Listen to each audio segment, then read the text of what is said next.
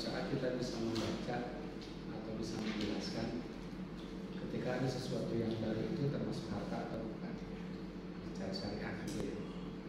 Itu kira-kira seperti apa? Ada nggak yang bisa bantu atau semacam informasi hasil perkuliahan sebelumnya itu seperti apa? Ada? Silakan. Harta. Saya harus membuat catatan dulu ya.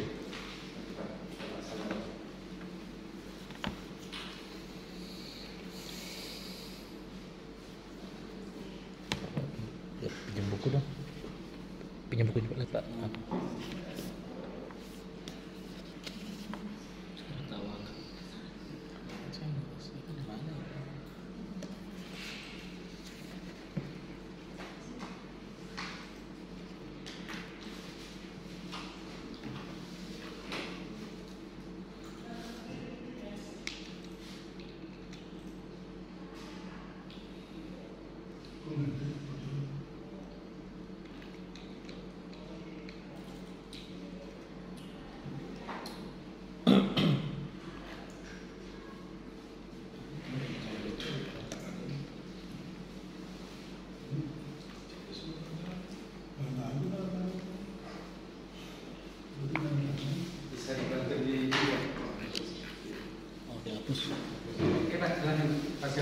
Hasbi. Ya. Harta berarti kecondongan atau condongan tuh keterfokusan seorang tuh untuk menguasainya gitu ya. Yang mana bisa diukur ya dan bisa dimiliki gitu ya. Nah, karena dia ini memang arti itu kecondongan, sehingga Rasulullah SAW pun mengatakan ya dalam sebuah hadis ya, apabila seorang memiliki satu lembah emas ya, yang dalam arti itu adalah harta, maka orang tersebut pasti akan ingin punya dua lembah emas, dan kalau dia punya dua dia pasti ingin tiga, sampai akhirnya tanah ya menutup mulutnya gitu ya, kalau salah hadisnya ya. Nah, harta ini dalam Islam ya diatur bagaimana memperolehnya, mengelolanya dan mendistribusikannya. Nah, jadi dalam memperolehnya itu diatur dalam Islam, mengelolanya dan juga mendistribusikannya, terutama mendistribusikannya. Karena permasalahan utama dalam ekonomi Islam itu memang dalam hal mendistribusikan harta ya, berbeda dengan ekonomi konvensional yang menganggap bahwa adanya keterbatasan pada harta ya. Sebenarnya sumber faktor produksi itu kan harta juga sebenarnya. Nah, adanya keterbatasan sumber faktor produksi atau harta ya menurut ekonomi konvensional, yang karena dihadapkan dengan keinginan yang tidak terbatas gitu ya menurut ekonomi konvensional, sehingga muncullah yang namanya kelangkaan. Nah, sedangkan kalau dalam Islam itu tidak memasukkan keinginan dalam pengambilan keputusan, karena memang keinginan itu sifatnya tidak terbatas tadi gitu ya. Hadisnya itu kan tadi jelas ya tidak akan pernah bisa dipenuhi gitu keinginan. Nah, dalam Islam pun akhirnya membedakan antara keinginan dan kebutuhan. Nah, dalam Islam harta itu harus berdasar pada kebutuhan. Oke, bukan pada keinginan. Mungkin dibahas dulu Pak kriterianya ya. Jadi kriteria dulu. Kriteria harta. Iya, artinya kita bisa menyebut ini harta, ini bukan harta gitu loh Pak. Oh iya, ada. Clear. Harta siapa? Oke, silakan. Artinya kriterianya apa saja? Kriteria harta ya. Maksudnya ini kan hal-hal yang sifatnya mendasar ya. Iya. Jadi kita harus paham lah gitu ya. Tidak bisa semua, tetapi ada yang matang lah gitu saya. Jadi Prof, kalau bicara tadi kriteria Prof ya, mungkin pertama dia punya nilai, dia punya manfaat ya, dan memang secara ekonomis juga dia punya apa ya, punya value lah gitu, bro. Value itu nilai kan? Iya, jadi nilainya ini apa sih ya, proporsional lah, bisa nanjak bisa turun gitu maksudnya, bro. Kayak misalkan, Oke, saya coba ini ya supaya terstruktur aja cara mikirnya. Jadi bapak-bapak definisi harta itu tidak mutafak alaih, artinya tidak acut. Iya. Tapi ada ikhtilafnya. Tapi untuk memudahkan pemahamannya, kira-kira kita ambil semua. Soalan nanti bapak ibu nerima kita yang menolak itu persoalan lain. Tapi kan yang penting kita pahami. Jadi sebetulnya ketika kita bicara harta itu dalam bahasa Arab itu ada dua kata kunci. Satu adalah ma, yang kedua adalah syai'un. Kata kuncinya di situ. Jadi kita harus paham dulu. Sesuatu. Ma itu apa? Syai'un itu apa? ya, Ini mohon maaf agak, karena ini kan pertemuan untuk mata kuliah ini kan pertemuan terakhir ya, artinya sebagai penanggung jawab saya harus bertanggung jawab terhadap materi-materi itu. Nah sekarang syai'un itu apa? Iya kan, ma itu apa kan itu ya? Kan kita sering terjemahkan di pesantren ma ya sesuatu, syai'un ya sesuatu, ya kan? Nah kalau dalam ilmu hukum kan sesuatu itu juga harus ada definisinya. Jadi nggak bisa kita bilang ya udah orang paham selesai gitu. Tapi kalau orang suatu saat nanya, kita kan harus bisa menjelaskan. How to explain it kan gitu. Nah, jadi penjelasannya itu agak teologis. Jadi kalau dalam pandangan dunia kita, pandangan dunia Muslim maksud saya, itu kan pasti percaya adanya Allah. Lamun cenah ngaku Muslim percaya Allah ayah kan bahaya gitu. Itu pasti. Ya tentu dengan berbagai turunannya. Dan saya bilang dari awal, ajaran agama itu tidak semuanya harus empirik, tidak semuanya harus ilmiah. Karena kalau dipaksa ilmiah, Bapak tahu kebenaran dalam ilmiah itu kan relatif. Sementara dalam agama itu harus ada yang absolut. Jadi kita nggak boleh ragu pada kebenaran agama, ya kan? Kan gitu. Tapi kalau kebenaran ilmiah, Bapak tahu kan nanti akan melakukan penelitian dengan pendekatan konsep kemudian diubah menjadi tesis gitu ya. Tesis berasal dari variabel dan seterusnya kira-kira gitu. Dan kebenaran ilmiah itu relatif. Nggak ada kewajiban dalam ilmiah itu pasti benar. Gitu. Makanya karena dalil seperti itu kemudian kadang-kadang para surveyor itu menjadi seenaknya, gitu. Ya kan ya, gitu. Nah, sekarang keyakinan kita itu setidak-tidaknya kalau kita pernah belajar di pesantren itu pernah ketemu kaidah kullu syai'in halikun illa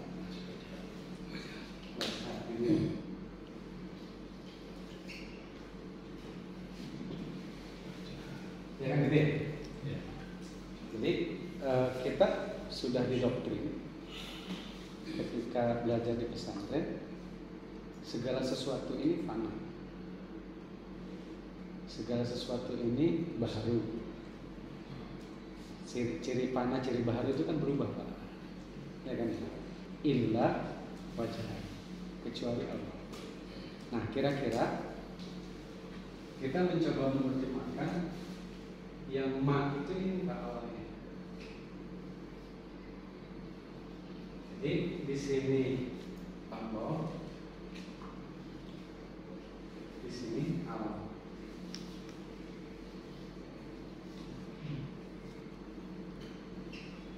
Jadi ini khalik, ini makhluk Anda ya? Makhluk.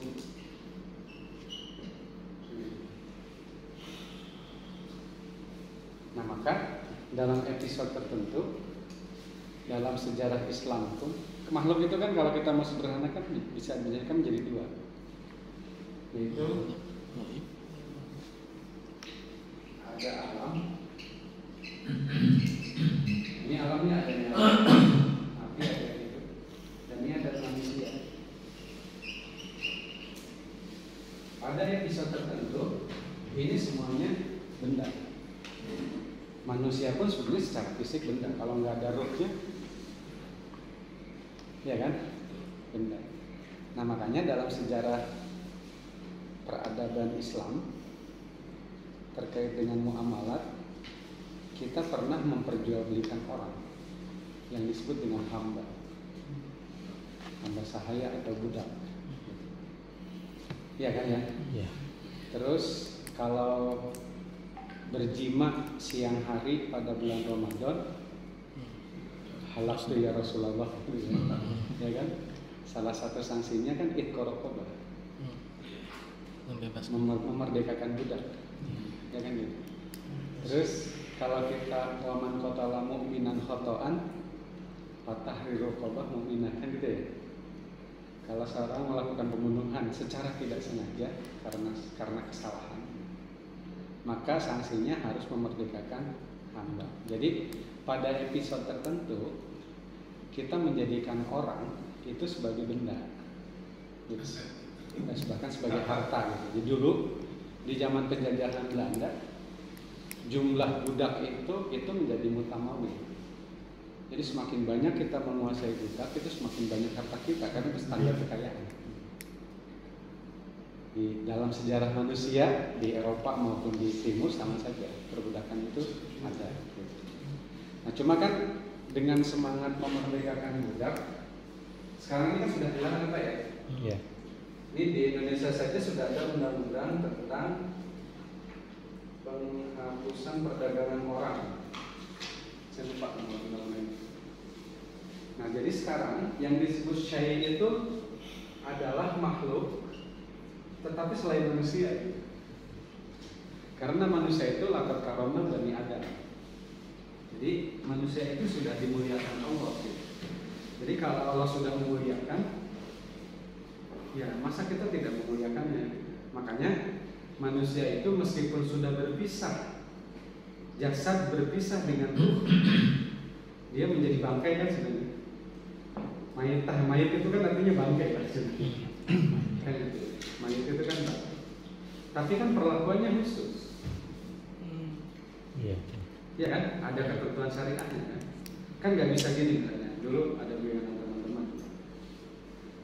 Hati-hati dengan dorok-dok ya. Tahu dorok-dok? Tahu. Kan bisa jadi izinnya tina bengkok Pak. Sisa-sisa disunat pakai kerudung. Nah itu kan jelas haram ya. Kan nggak bisa karena sudah melakukan karamah bani Adam. Allah saja sudah memuliakan manusia, maka kita harus lebih memuliakan. Kan? Maka pengertian syai' itu adalah makhluk tapi selain manusia. Nah di sini apapun. Nah, ini untuk memahami ma atau syai' dulu nih sampai di sini. Nah terus yang kedua, kalau kita menggunakan pendapat Abu Hanifah, ini Abu Hanifah dulu ya, karena ini kan banyak belajar fikih. Abu Hanifah itu mengatakan, ada nggak teksnya yang ingat? Ma yamilu, ada teks, ada dua teks. Tokul insan ada ma yamilu al-insanu. Insani ilaihi bitauhid. Atau makanya juga kalau di dalam kitab Majalatul Ahkam Al-Andiyahnya namanya Mayamilu Tob'ul Insan. Tabiat itu bukan alam, jadi sifat alami. Biasanya. Bukan juga Pak. Jadi gini, Karakter. ya Fitrah. bisa mungkin karakter lebih tepat. Fitrah. Nah, terserah deh. Tapi kan kalau Ibnu Khaldun, kalau kita pernah belajar filsafat Ibnu Khaldun, itu kan ada teks dari kitab Muqaddimahnya itu Al-Insan Madaniyun bi Tawqi. Ya kan? Manusia itu secara alami sebagai makhluk yang berperadaban gitu. Makhluk yang kreatif. Ya, itu terjemahan di Tawqi itu kira-kira begitu. Jadi bawaan tapi yang positif gitu. Ya kan?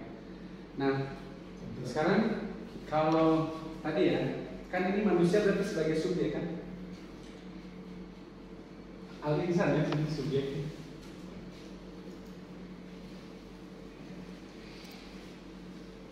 Jadi kriteria pertama yang disebut dengan harta itu adalah benda yang kita sukai. Jadi makanya namanya itu mal. Kan mal itu perbahasa mala yamilu mailan. Namanya amwalan.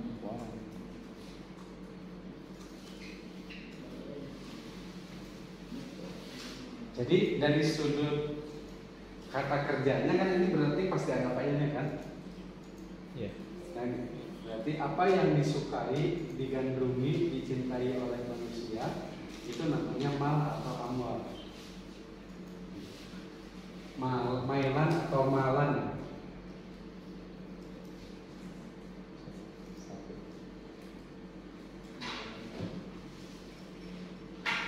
Jadi artinya begini bagus sekali. Kalau kita bicara suka tidak suka, senang tidak senang, itu kan persoalan psikologis.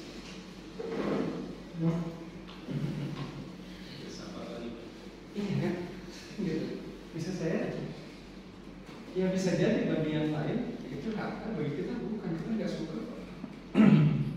Gitu. Ya kan? Misalnya apa? Moge. Kalau kita pendekatan di budaya Indonesia boleh gitu ya. Kami kan memahami ini kan harus dipahami juga dari aspek budaya ya, karena ini kan bagian dari perilaku manusia. Misalnya gini, saya orang Bogor atau kita tinggal di Bogor, itu kan masih ketemu orang dagang tutut. Di Ciawi kan ada orang dagang jualan tutut. Tapi jangan harapkan itu ada di Jawa Timur. Tapi di Jawa Timur itu masih ada sate bekicot. Di Bogor nggak pernah ada. Jadi bisa jadi itu tuh batasannya relatif gitu. Setiap orang bisa beda-beda. Nah, misalnya kalau saya sering nyampaikan, Bapak Ibu boleh cek berdasarkan hasil wawancara saya dengan teman-teman orang Makassar asli. Bapak kalau datang ke Makassar pernah nggak ketemu warung pecel lele? Ada.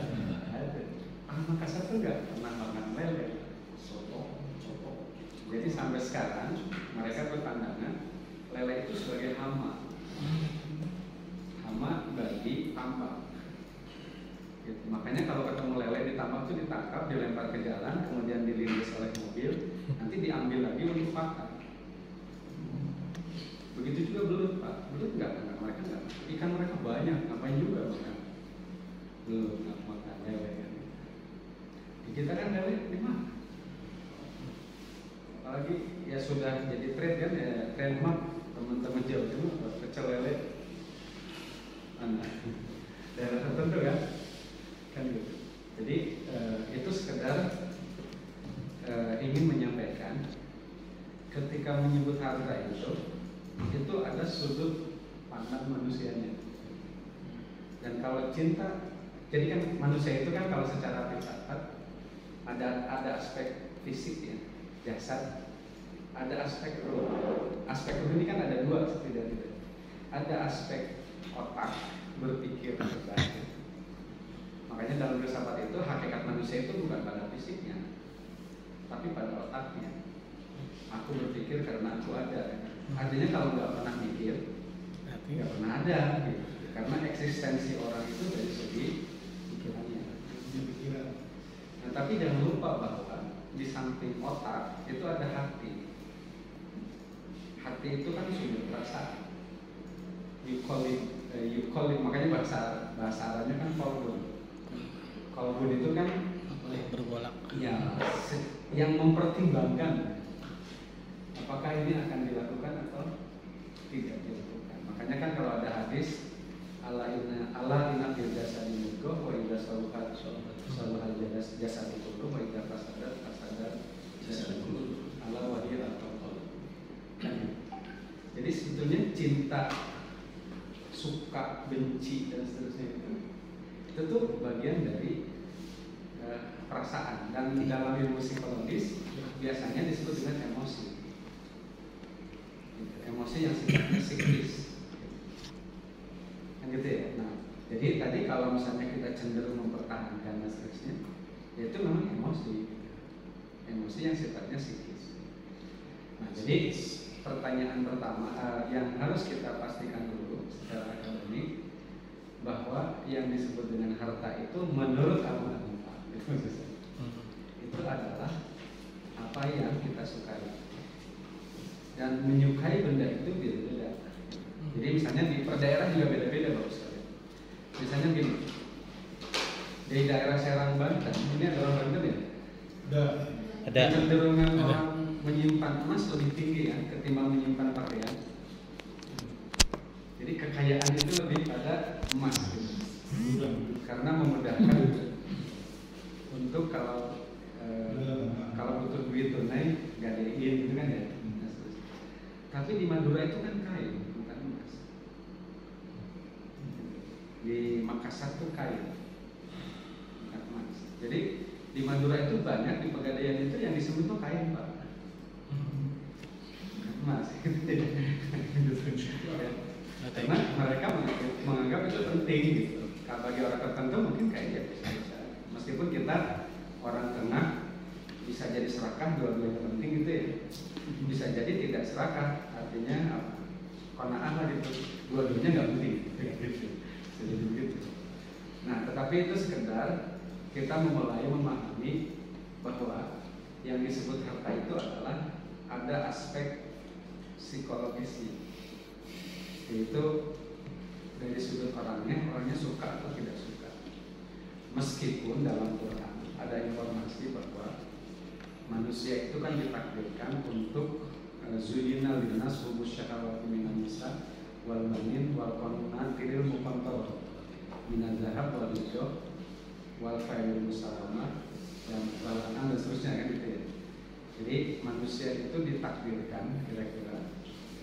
Nah, ini yang kita menyebut secara alamiah. Jadi konon kabarnya dalam takdir pada awalnya orang bersepakat bahwa harta itu cuma dua, yaitu emas dan perak.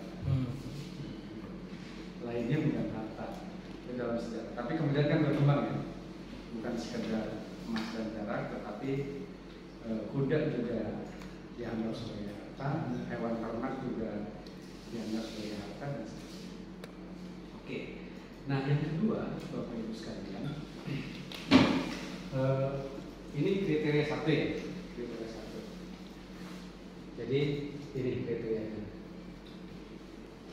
Kriteria dua adalah yang disebut harta itu mayubahu intifa'u bihi syar'an fi sa'atil ikhtiyar.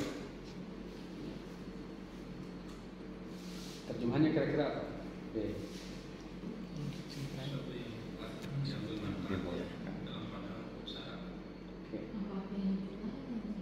Mayubahu intifa'u bihi syar'an fi sa'atil ikhtiyar. Jadi terjemahannya kira-kira tadi sudah Benda yang boleh dimanfaatkan secara syariah pada kondisi leluasa. Sebab pada kondisi terpaksa benda haram pun boleh.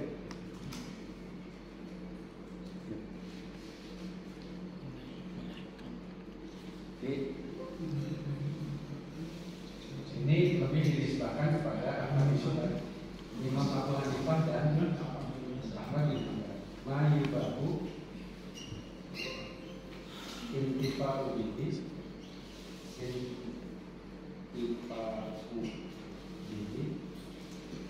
syar'an di ikhtiar secara langsung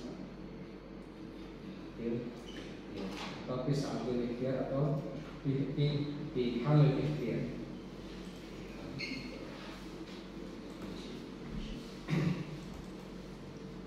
Nah di sini Bapak Ibu sekalian, dalam kriteria ini ada dua dimensi. Dimensi pertama, mak lagi kan ya ketemu ya. Yang pertama tadi maya melu, sekarang mayu bahu, kan mak lagi.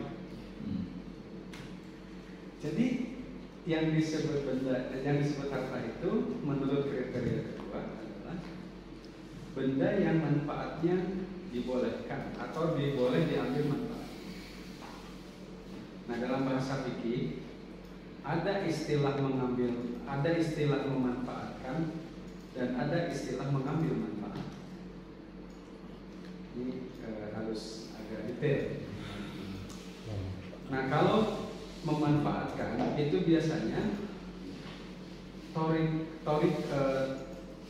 kotul intifa mubasyiran.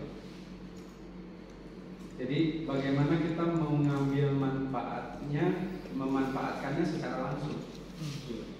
Misalnya rumah dijadikan tempat tinggal, kendaraan ditunggangi, gitu. Iya kan? Nah, jadi untuk benda yang tidak bermanfaat, meskipun bermanfaat tidak bermanfaat secara ilmu ekonomi, kan karena kita jurusannya ekonomi, itu juga relatif, tergantung peran. Jadi dalam ilmu ekonomi itu ada teori tentang peran. Misalnya saya kasih contoh ini. Saya kasih contoh. Menurut Bapak Ibu, kalau rumput itu harta bukan? Kan ada hadisnya, an-nasu syuraka'u fis salasin fil kalami wal ma'i wal ma'.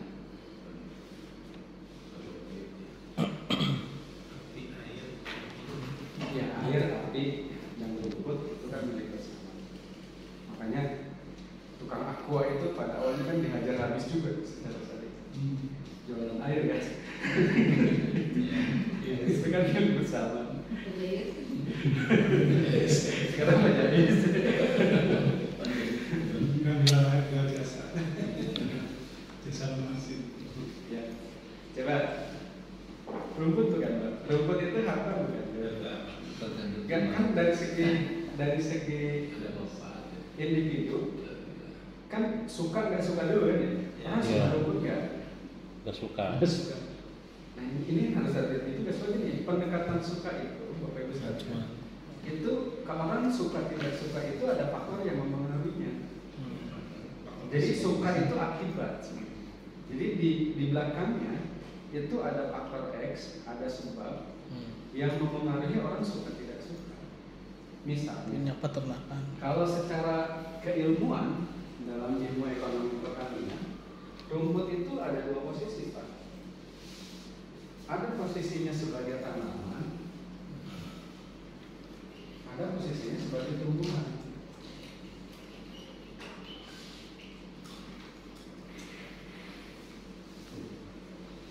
Bagi petani yang nanam cabai, bawang, padi, rumput itu aman karena dia tidak mengendaki. Tapi bagi peternak Betul. beli ya, saya termasuk yang beli rumput. Iya, artinya kan sebetulnya kan tergantung kita kan belajar peran juga. Jadi dalam hal apa diri kita memerankan apa kita menjadi suka gitu loh Pak. Ada sebab apa kan gitu. Iya kan? Jadi suka nggak suka itu pasti ada sebabnya. Gitu. Nah kalau saya bilang petani, ya dia nggak suka loh. Dia dianggap sebagai hama, pengganggu tanaman, sebagai musuh. Kan? Tapi bagi peternak itu berkah. Jadi harta. Kan jadi harta. Dia suka kan karena dia punya hewan yang memang memerlukan rumput. Itu suka tidak suka itu artinya ada backgroundnya. Nah sekarang manfaat itu harus yang boleh berdasarkan syariat. Sementara bermanfaat tidak bermanfaat sebenarnya lebih kepada kecanggihan cara berpikir dan pencarian solusi dari keadaan nyata. Bermanfaat tidak bermanfaat. Sebab kalau secara ideologis, secara akidah, tidak mungkin ciptaan Allah itu yang tidak ada yang tidak bermanfaat. Karena kan ada ayat subhanaka Rabbana ma khalaqta hadza Batila. ada yang sia-sia, pasti ada manfaat.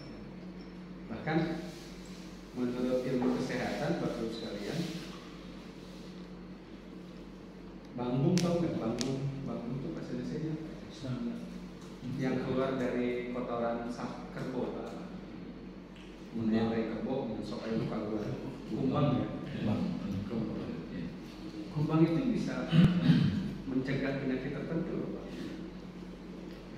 Jadi yang lingkungan yang ada kerbaunya kadang-kadang jauh lebih sehat ketimbang yang ada kerbaunya. Itu kalau yang kesehatan ada yang bilang seperti itu. Jadi sebenarnya sesuatu itu bermanfaat tidak bermanfaat itu tergantung pada kecanggihan otak kita. Cuma persoalannya ketika ada manfaatnya, apakah termasuk yang dibolehkan atau tidak? Saya ingin kasih contoh misalnya begini. Misalnya gini lah, saya sering ngasih contoh sederhana. Ini kan punya Pak Jais ya? Bukan. Itu Basnas. Oke. Sekarang Pak Jais kan sebagai produser ini, produsen kan? Suti. Saya mau tanya, ini isinya berapa gram?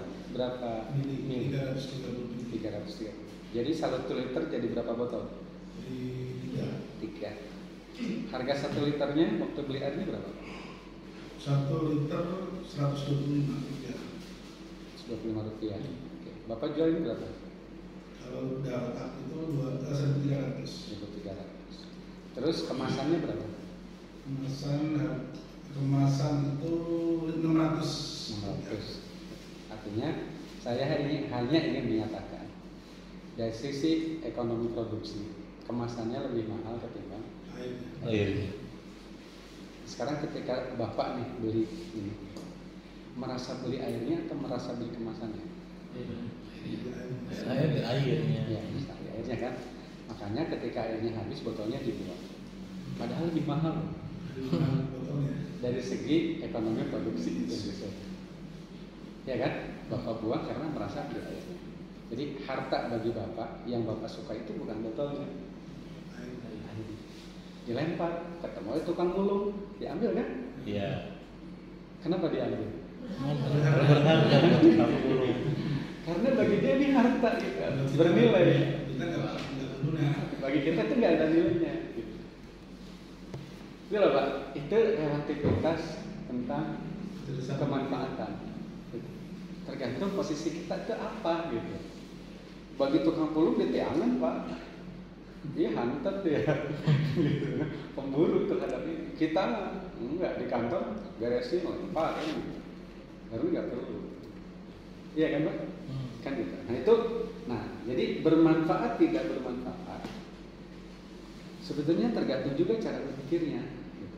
Jadi kalau posisi kita sebagai pengguna airnya, yang bermanfaat bagi kita itu airnya. Tapi bagi pemulung yang bermanfaat itu adalah botolnya. Bahkan antara ininya dengan ininya beda Pak. Ini lebih mahal kan. Dan kalau saya kebetulan pernah punya pabrik pengolah sampah Pak, meskipun bangkrut, kita pisahkan ini dicabut, ini logonya apa, Ini dipisah, ini lebih mahal ketimbang tutupnya. Kalau pengalaman saya itu kayak gitu. Nah, jadi kalau tadi bermanfaat tidak bermanfaat itu tergantung kepada cara berpikir kita ya.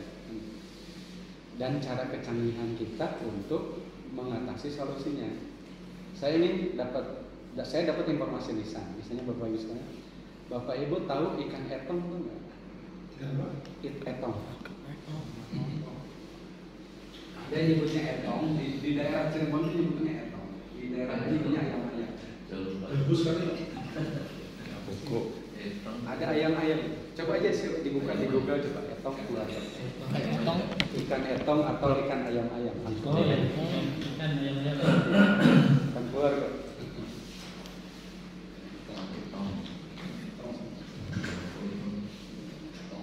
Coba.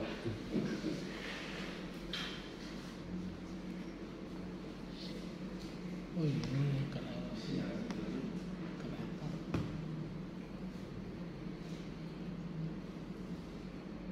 Ada kan ikan etong atau ikan ayam-ayam? Ini ikan ayam-ayam. Ikan ayam-ayam, ikan kambing. Oke, muncul ya. Ada kan? Iya, yang lebih keras itu. Ya.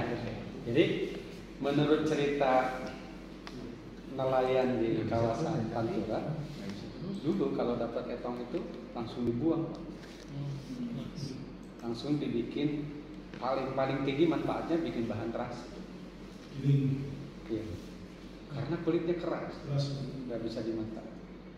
Tapi 10 tahun terakhir setelah ketahuan cara membuka kulitnya, Jadi kan dapat. iya itu enak akhirnya. Iya, rasa kayak ayam. Dagingnya enak memang. Iya, jadi dulu sebelum tahu cara bukanya, dia itu dianggap sampah aja Pak. Jadi seperti dapat musibah aja kalau dapat ikan itu dari laut Pak. Nah sekarang enggak Pak, mahal. Sekarang harganya bisa jadi per kilo di atas, menjelang 100.000. Ada yang 80, ada yang 70. Jadi maksud saya, jadi ada episode tertentu sesuatu itu berharga tidak berharga itu tadi pada kecanggihan otak kita untuk membuat ini berharga atau berguna ya atau bermanfaat dan tidak bermanfaat. Itu tergantung kita. Makanya Bapak Ibu kalau di usaha pertanian, kalau Bapak nanam singkong, tujuannya ingin dapat singkongnya, maka seringkali pohonnya dan daunnya itu diserahkan sama orang aja yang punya ternak. Karena bagi Bapak harta itu adalah singkongnya, kan gitu. Tapi kalau Bapak nanam singkong memang niat mau jual daunnya, di kebun saya itu dulu sekali panen tuh bisa 1 kolbak gitu. Untuk dibawa ke Jakarta gitu. Jadi ya yang manfaatnya itu terletak bukan pada batangnya, bukan pada itu, tapi pada daunnya. Jadi istilah psikologisnya itu tergantung intensi. Intensi kita itu mau ke singkongnya atau mau ke daunnya, istilahnya. Nah, sampai di sini Bapak Ibu sekalian, akhirnya kita harus mengatakan bahwa kalau Bapak punya homer 1 liter homer dengan 1 kontainer homer, bagi Bapak itu sama aja. Karena homer itu pertama dikonsumsi juga haram, kalau dijual harganya juga haram. Iya kan? Kan 10 pihak yang terlibat 10 pihak berdosa ketika terlibat dengan homer. Hatta kalau Bapak berkebun anggur saja, kemudian menjadi pemasok terhadap pabrik homer, Bapak sudah haram. Kecuali menurut Abu Hanifah ya. Tapi menurut hadisnya bilang artinya kan kata-katanya bukan intifal, tapi yubahul intifal syar'an. Bapak punya babi 1 dengan punya babi 1000 sama aja. Karena Bapak punya babi dimakan juga nggak boleh, kalau dijual harganya juga haram. Ya kan Pak ya? Kan hadisnya kan bilang begitu. tidak boleh dimanfaatkan atau dia ambil manfaatnya secara syariah, maka benda itu tidak termasuk harta. Nah, yang ketiga dimensinya di sini di saatin ikhtiar. Dalam kondisi leluasa. Dalam kondisi leluasa itu apa? Artinya dalam kondisi normal. Sebab kalau dalam kondisi terpaksa atau darurat, yang haram juga boleh dikonsumsi. Meskipun konsumsinya itu adalah tuqaddaru bi qadariha, sebatas untuk mempertahankan hidup, bukan untuk menjadi orang kaya dari situ. Ya kan Pak? Jadi dari sini kita lihat ada dua. Jadi ini ada tadi dimensi 1, dimensi 2, yang ini dimensi 3. Nah, oke, sekarang kita masuk misalnya kepada pendapat Abu Hanifah. Abu Hanifah itu mensyaratkan harta itu harus mutakawam, Pak. Mutakawam itu tulisannya ini. Mal mutakawam. Kalau bahasa kita terjemahannya yang agak kurang pas sebenarnya, tapi ya mau apa lagi? Yaitu harta yang dapat dijadikan sebagai harta yang bernilai ya, dari qimah yang bernilai. Nah, yang bernilai itu kriterianya 2. 1, kriterianya adalah kembali ke sini. Iya, bahwa ittifaq. Jadi dalam hal ini antara Hanabilah dengan Hanafiyah itu sama. Cuma yang satu ditempatkannya di sini, yang satu ditempatkannya di sini. Jadi yang disebut harta mutakawam itu satu, dia manfaatnya adalah manfaat yang boleh secara syariah. Yang kedua adalah wa yumkinu ikhrajuhu. Jadi ada aspek yang kedua adalah aspek ikhraj. Ikhraj itu dikuasai, Pak. Jadi kalau contohnya dalam kitab itu ikan di laut itu benda, bukan harta. Tapi kalau kita berhasil menangkapnya dengan cara dipancing, dijala atau dijaring, maka itu harta. Karena sudah kita kuasai. Kalau belum dikuasai, itu tidak termasuk harta. Jadi kalau ini kita terima, maka ini menjadi dimensi keberapa? Keempat kan? Jadi benda ini setidak-tidaknya kita akan mengatakan benda akan menjadi harta jika disukai oleh manusia. Manfaatnya boleh secara syariah pada saat leluasa, gitu ya? Dan dikuasai. Sampai di situ, ini ya. Jadi ada 3 dan ada 4 lah. Ada tis'atil ikhtiar. Nah, yang kelima, Bapak Ibu sekalian, kalau dalam literatur itu ada istilah hima.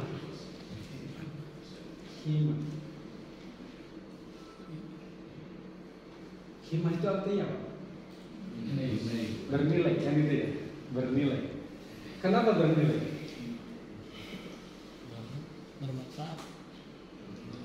Bermanfaat. Ya. Disebut la himata. Karena ada wujudnya. Himata 5 la manfaat. Wujud dan manfaat. Tidak ada. Jadi lagi bahas nanti dulu, sabar. Ya. Jadi benda itu tidak akan ada nilainya kecuali ada manfaatnya. Dan manfaatnya itu yang boleh secara syariah gitu loh, Pak. Jadi gini, kalau nilai ya, nilai ini nanti ada proses takwim namanya. Takwim itu apa maksudnya? Sempurna. Menaksir. Kan ada keahliannya, ada profesinya. Appraiser, kira-kira juru taksir. taksir Kan ada pelatihannya, ada sertifikasinya. Iya. Kan di bank itu perkiraan cuaca. ada yang ke rumah saya, kalau saya mau dapat pembiayaan kan ditaksir rumah saya kan gitu Pak. Analisis Iya. tim analisis Ya kan? kurang mencintai. Itu ada sertifikat khusus kan? Kan nggak bisa juga semua orang. Surveyor ini. Bukan juga profesor. Analis. Iya. Itu ada keahlian, ada materi. Dan takwim itu menilai itu ada tujuannya Pak. Beda-beda. Nilai itu beda-beda berdasarkan tujuannya. Kalau tujuannya untuk pembiayaan, biasanya cara berpikirnya normal. Untuk memperoleh pembiayaan. Jadi rumah saya di jalan utama atau bukan, luasnya berapa, strategis atau jalan utama atau di sampingnya itu ada yang membahayakan atau tidak, misalnya ada pom bensin, itu kan beda tuh. Kayak gitu. Nah terus yang itu kalau tujuannya pembiayaan. Yang kedua bisa jadi tujuannya adalah untuk eksekusi jaminan, itu beda cara menilainya. Sebab itu dalam kondisi tidak normal. Iya betul. Iya kan? Ada juga menilai itu untuk banyak kalian ya ilmu takwim itu menilai itu nggak sama gitu. Untuk tujuan ini pendekatannya begini, untuk tujuan ini pendekatannya. Ini objeknya sama. Oke, kenapa? Jadi pengalaman saya di LPS membantu menyiapkan kuburan buat bank syariah yang mau mati. Kenapa menyiapkan kuburan? Karena LPS ini kan lembaga eksekutor. Kalau ada bank yang bangkrut kan. Itu kita harus belajar juga ikut menaksir aset, Pak.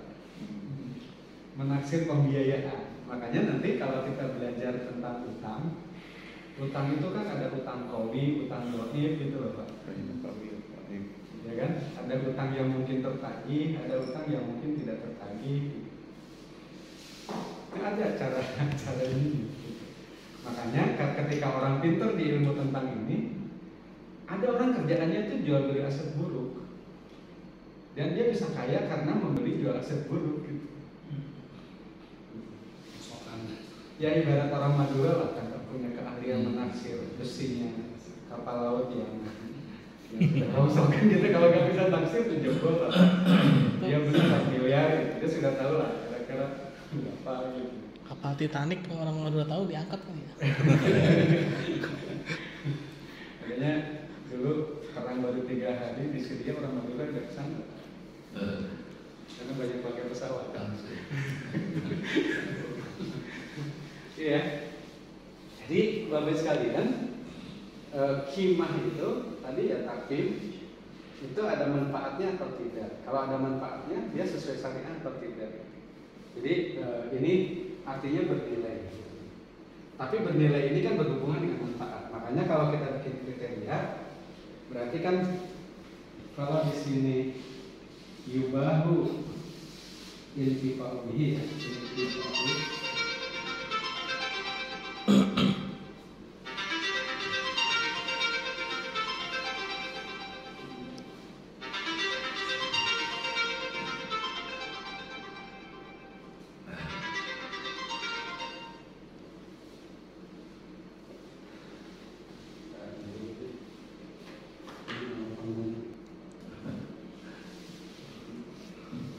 kalau nggak kenal tuh kadang-kadang menawarkan kartu kredit.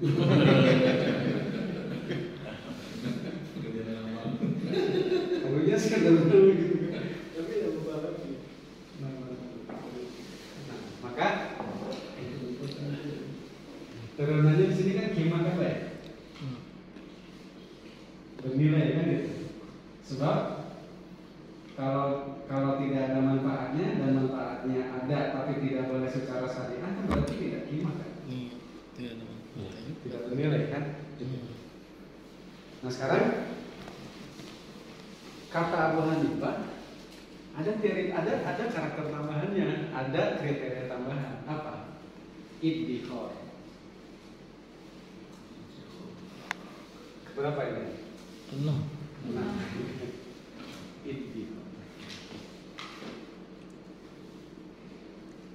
Wa yumkinu iddikharuhu. Benda itu bisa disimpan untuk jaga-jaga suatu saat dibutuhkan. Tabungan. Jadi kalau tidak bisa disimpan, itu bukan harta. Ya. Makanya dalam pandangan Abu Hanifah, hak cipta yang lain itu tidak termasuk harta. Karena hak itu nggak bisa disimpan. Bahkan suatu saat duit pun bukan harta. Karena bisa jadi kita punya duit tapi tidak menguasai. Jadi kalau Bapak nanti suatu saat Iya, duitnya di GoPay ya Pak. kalau sekarang ini kan duit masih manual nih. Ada 5.000, 10.000, 2.000, meskipun kadang-kadang saya sedih aja. Uang elektronik itu Iya, tentu. Uang elektronik mah masih unik Pak. Uang elektronik itu kan sebenarnya bukan uang. Iya. Jadi itu yang salah dari dalam tanda kutip ya, dari undang-undang kita menyebut uang elektronik, tapi bukan uang. Tata cara bayarnya. Sama dengan menyebut bank tapi bukan bank, itu menyesatkan sebenarnya secara ekonomi. Uang elektronik kan bukan duit Pak, dompet. Iya. Ya dompet kan. Dari segi fungsi sama aja dengan kartu debit ya. Iya. Cuma yang satu identifier, yang satu unidentified ya. Bapak kalau pintar canggih teknologinya, yang imannya juga bisa identified Pak. Bapak bisa tahu itunya pada saat kartunya hilang bisa diblokir. Iya.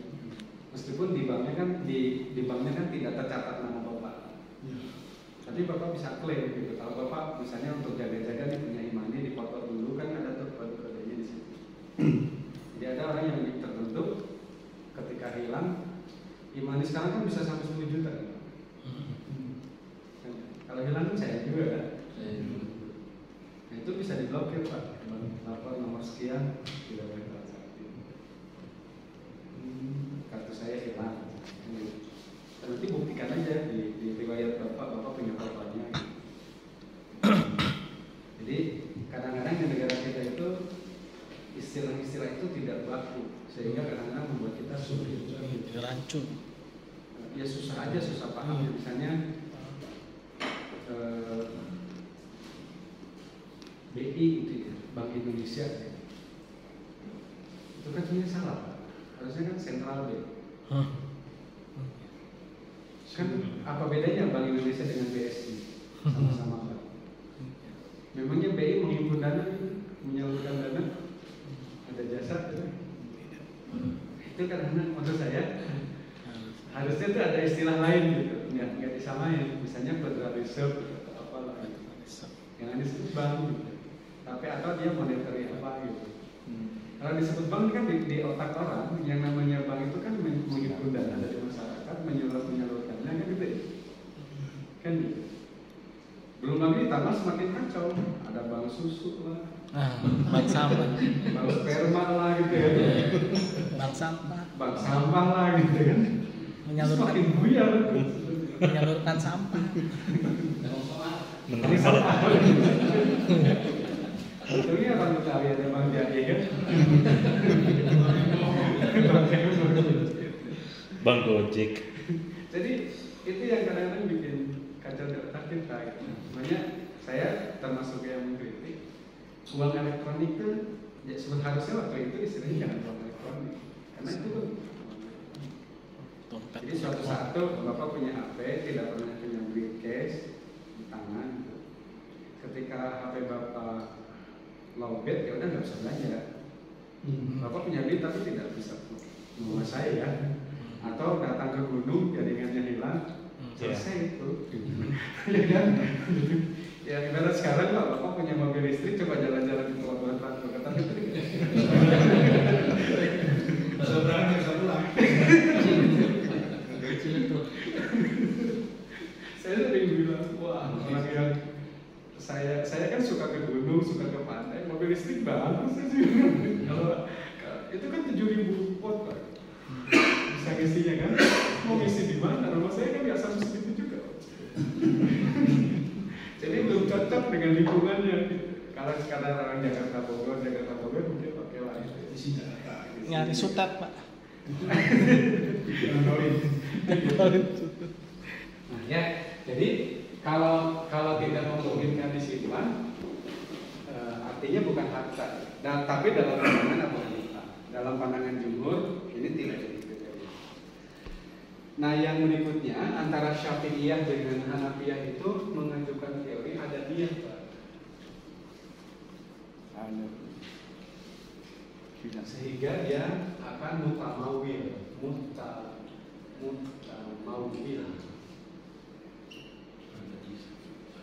Istilahnya.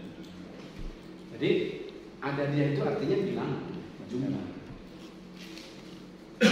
Jadi kalau Abu Hanifah dan Imam Syafi'i kira-kira contohnya, ya kita punya satu gelas beras bisa jadi harta karena kita bisa jadi jual beli satu gelas di kampung kan bisa ada 1/4 liter kan satu gelas. Tapi ada nggak orang jual beli beras itu 1 sendok gitu? Ada kan? Apalagi sebutir.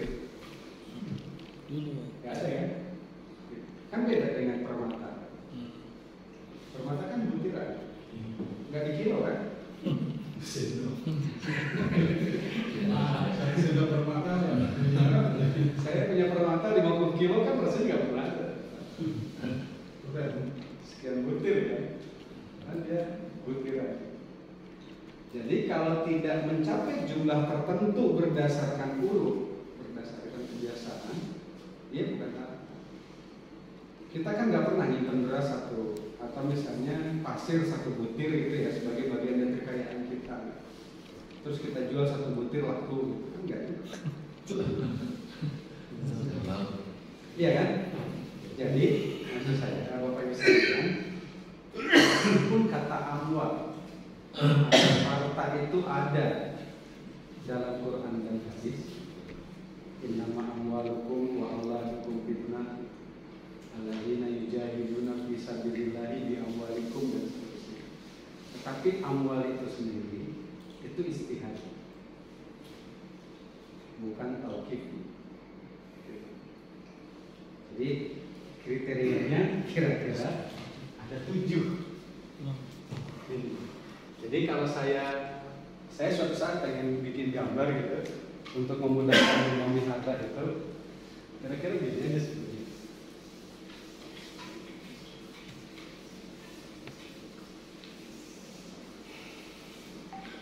Jadi 1 tentang suka, 2 tentang manfaat yang boleh,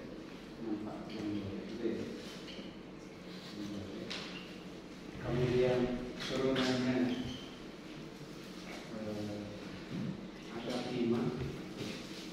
Terus tidak mungkin ada manfaat, tidak mungkin ada nilai kalau tidak boleh ada manfaat. Atau kalau manfaatnya tidak boleh. Kemudian ada idikor, tadi ya, ada idikor, ada dia. Apa lagi? Ini ada dia tentang saat ikhtiar, hal ikhtiar.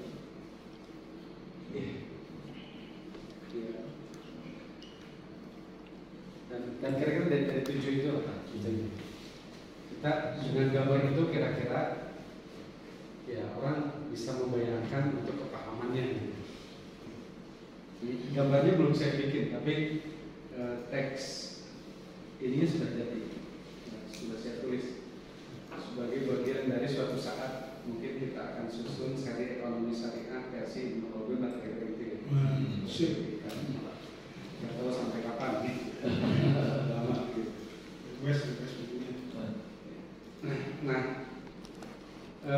Jadi Bapak Ibu, ketika kita menyebut harta, ya tadi kita istihadi, tapi maksud saya secara akademik sebagai doktor atau calon doktor ekonomi syariah kan harus paham.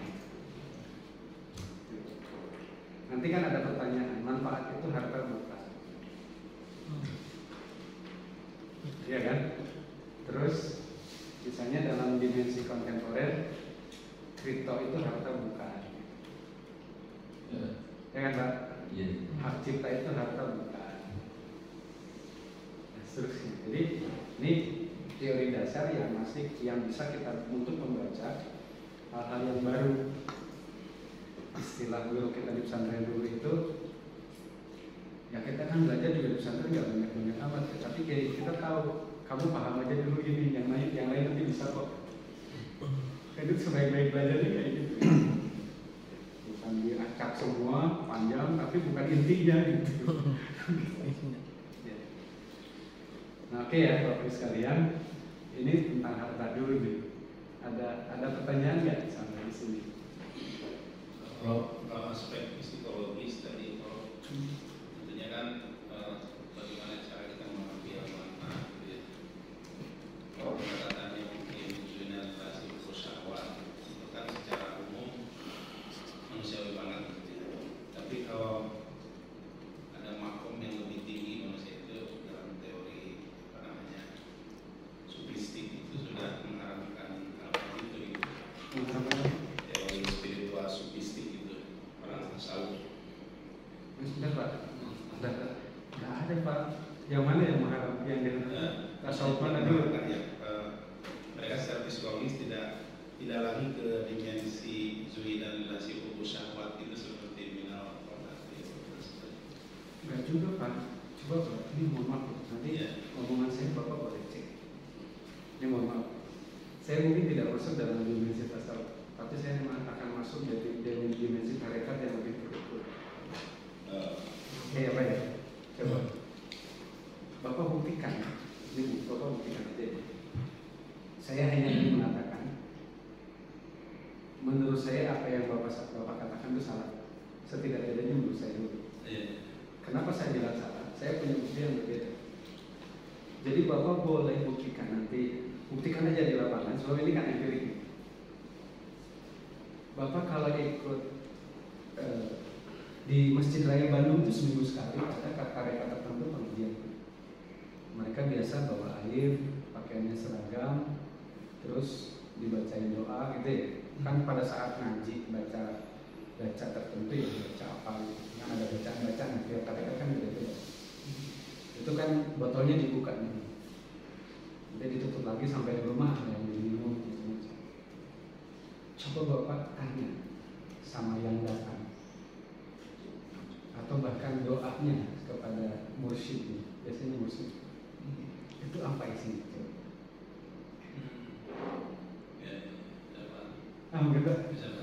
Ayah noh yang lengkap, ayah noh yang laku, baca laku, ayah yang tahu, kan gitu. Ayah noh yang dua, semua majikan anak ikhlas. Dia noh kerja itu.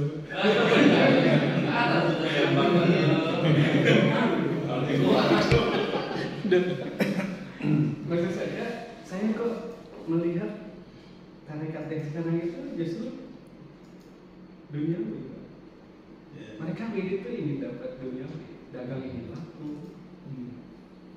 Saya tadi.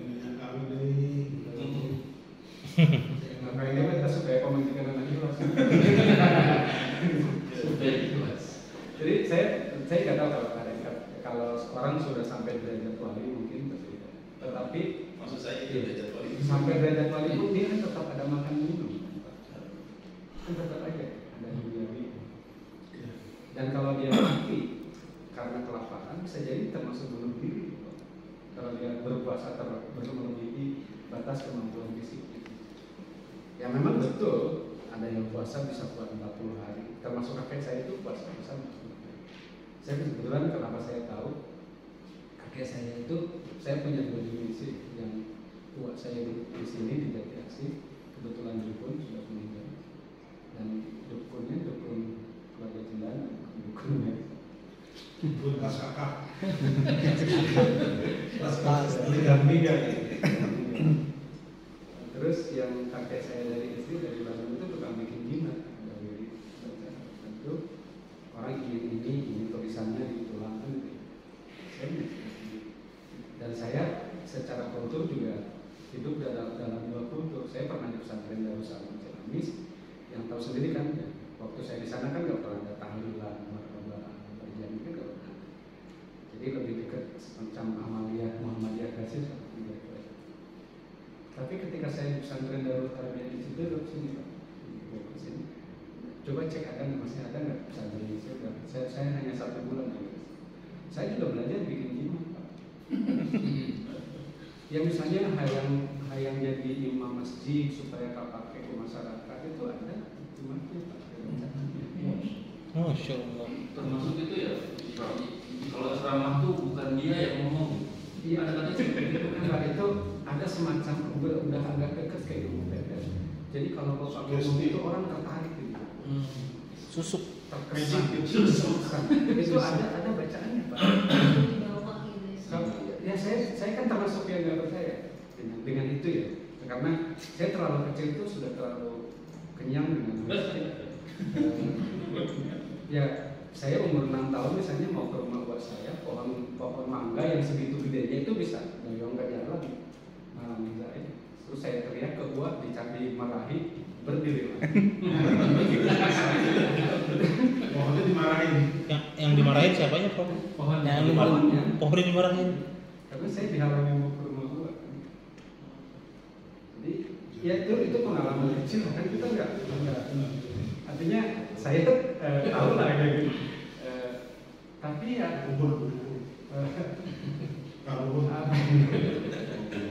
ya untungnya ilmunya tidak diturunkan ke saya itu repot karena yang kakek saya itu diturunkannya ke cucu yang lain dari saya lain jadi di antara cucu kakek saya yang di Bandung itu dia bisa manggil harimau nah ada padamnya gitu Udah nggak ada harimaunya, nggak ada.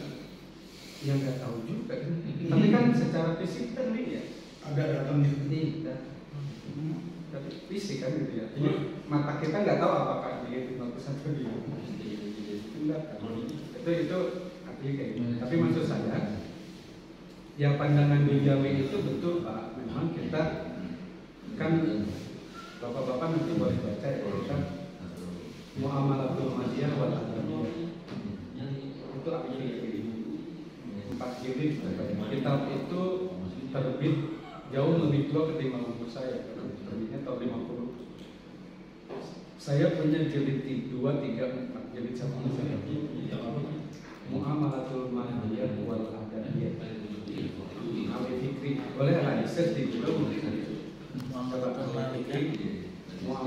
Madiyah wal Adabiyah kalau makhluknya sesuai syariah ya bisa karena ada Arabnya di sini sudah oke. Ya, Bro. Oke, silakan Pak. Jadi kalau konsep harga ini dengan konsepnya non Islam, berarti nanti hanya berbeda di syarinya itu.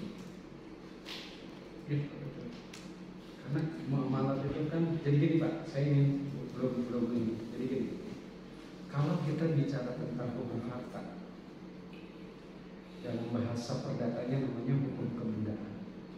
Itu prinsipnya sama. Itu tertutup.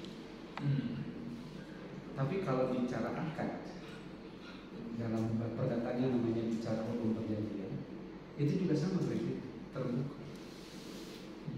Jadi dalam perdata ada prinsip hurriyatul ta'aqqud, dalam akad hurriyatul ta'aqqud kebebasan untuk melakukan kontrak.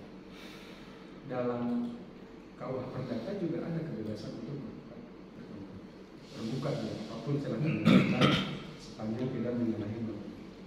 Tapi kalau dalam hukum kebendaan kan ada akad, ada kebendaan, ada orang yang berbeda. Kalau hukum kebendaan itu sifatnya tertutup, sesuatu yang harta dan bukan harta, boleh dan tidak boleh, itu ditentukan oleh undang-undang, oleh hukum. Jadi tidak bisa suatu harta itu halal karena kesepakatan. Jadi kalau dalam syariah, harta itu boleh tidak bolehnya dimanfaatkan atau diambil manfaatnya itu harus berdasarkan ketentuan syariah. Baik berasal dari Allah berarti ada dalam Quran, atau dari Rasul berarti ada dalam hadis, atau dalam fikih berarti prosesnya ijtihad. Dan saya ingin bongkar misalnya sedikit. Dalam Quran surat Al-Maidah itu kan ada teks ini.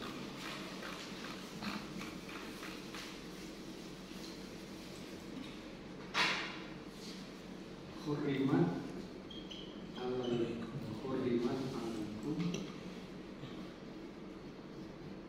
maitata wadama walahma khinzir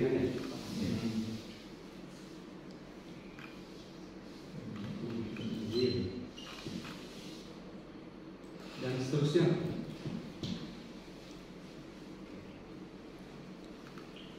Sekarang dari segi ilmu, nah ini kan karena kita belajar ilmu syariah, harusnya ayatnya kan harus bela bisa, jadi usul fikihnya sedikit bisa. Nah ini kan kalau kita menggunakan pendekatan ilmu bahasa, dilalatul alfaz alal makna, satu kata tertentu memiliki arti tertentu, itu kan ada proses ijtihad. Makanya kan kalau kita belajar usul fikih ada istilah wadimul lugha, mustamilul lugha, dan hamilul lugha. Wadimul lugha itu adalah ahli bahasa yang membuat kata tertentu memiliki arti tertentu. Jadi misalnya jai artinya hama, gitu kan? Ya kan? Ya kalau menyebut jai artinya hama, ya kan? Nah terus pada saat wadi'ul lugha, suatu kata itu artinya ini, itu adalah menurut versi ahli bahasa. Tapi pada saat kata itu digunakan, apakah masih menunjukkan arti yang asli atau sudah berbeda? Sebab ada aspek rasa yang harus dia berubah. Misalnya begini, ini mohon maaf nih ada ibu-ibu ya seorang. Kalau bersetubuh, bahasa kolonial itu apa bu? Bahasa siaran. Bahasa Banten ini bahaya. Kalau dinyatakan lah. Kalau dinyatakan lah. Kan risih orang kan? Ngomong bahasa risih kan? Tapi kalau nyebutnya jima kan biasa-biasa. Padahal sama kan nanti. Dengan bahasa Arab lebih ini halus. Iya, lebih ya bukan aja itu hanya perasaan aja. Jadi kalau kita menyebutnya tadi jika orang tua kan dianggap gak pantas. Tapi kalau aja menyebutnya dia sedang jima, barang siapa jima bulan Ramadan kan dia biasa-biasa aja. Nggak ribut gitu loh. Termasuk bilang tadi ya. Iya, kan? Lebih sopan. Iya, lebih sopan. Ini kan perasaan bahasa. Ada perasaan bahasa yang kalau diucapkan itu udah yang kebayang. meskipun benar gitu, benar tapi tidak pantas gitu. Nah, maka misalnya coba Bapak sederhana, coba di otak Bapak kalau nyebut kiri itu isinya apa sih? Kiri. Oh, kiri. Jadi melenceng lah. Bukan Pak. Di otak orang yang paling nyebut kiri itu kan lawannya kanan. Kanan dan kiri. Kiri kanan. Arah kan? Dia ada sedih. Itu pasti begitu. Arah angin, arah itu tuh meskipun kan nggak jelas kiri kanan. Utara selatan tuh nggak pernah jelas loh Pak sebenarnya. Barat dan timur itu kecuali setelah Eropa berjaya, dia bikin utara itu selalu di atas, selatan selalu di bawah. Sebenarnya Bapak protes boleh loh selatan sekali.